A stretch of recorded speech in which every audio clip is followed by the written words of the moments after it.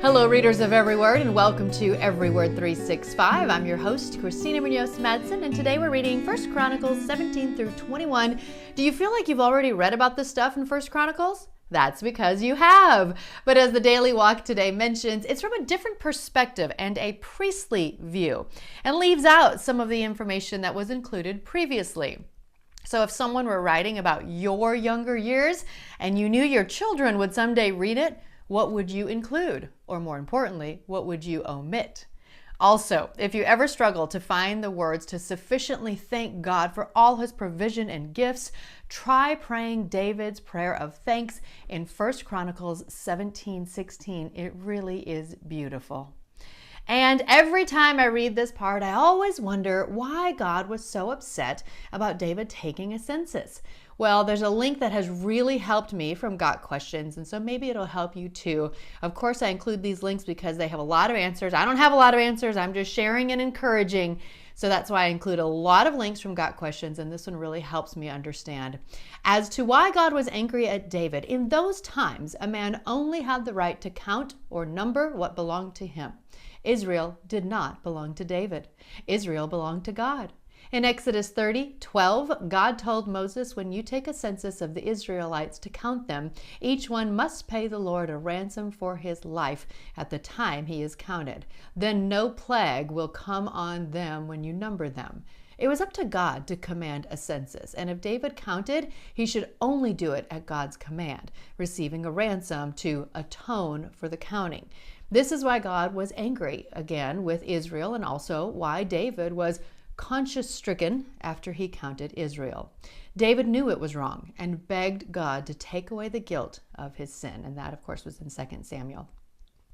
God gave David a choice of 3 punishments for his sin: 3 years of famine, 3 months of fleeing before his enemies, or 3 days of plague. David chose the third, and the Lord then punished Israel with a plague that killed 70,000 men from Dan in the north to Beersheba in the south. As for why God punished the whole nation for the sin of the king, that is exactly the question David asks in 2 Samuel 24:17. Why, when he was the one who had sinned, did the people have to suffer? He even requested that God's hand be against him and his family only, and that God would spare the people. But as with the account of Job, God chose not to give a reason for his actions. Perhaps it was because of Israel's multiplied sins and rebellion against God throughout the centuries. Perhaps it was a lesson to the people and to us as well, that the people suffer when their leaders go astray. The reality is that God didn't justify his actions with a reason, nor does he have to. Of the 3 choices presented to David, the first 2 would have involved some level of dependency upon the mercy of man. The warfare, of course, would be as severe as the enemy wanted it to be. The famine would require Israel to seek food from other nations, relying on the pity of their neighbors. Instead of relying on the mercy of any human, David chose to rely on the mercy of God. The pestilence was, after all, the most direct form of punishment from God, and in the plague, they could only look to God for relief. The psalmist tells us, as for God, his way is perfect. That is Psalm 18:30, if you're looking.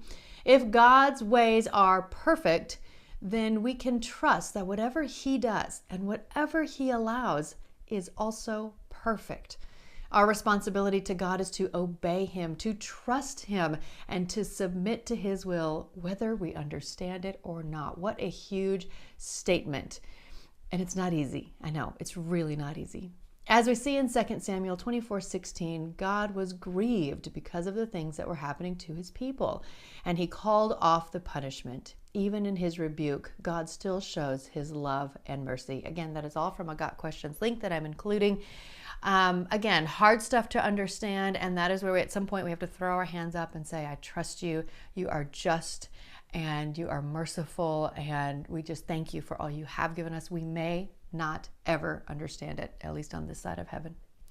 Tomorrow is 1 Chronicles 22 through 27. Happy reading!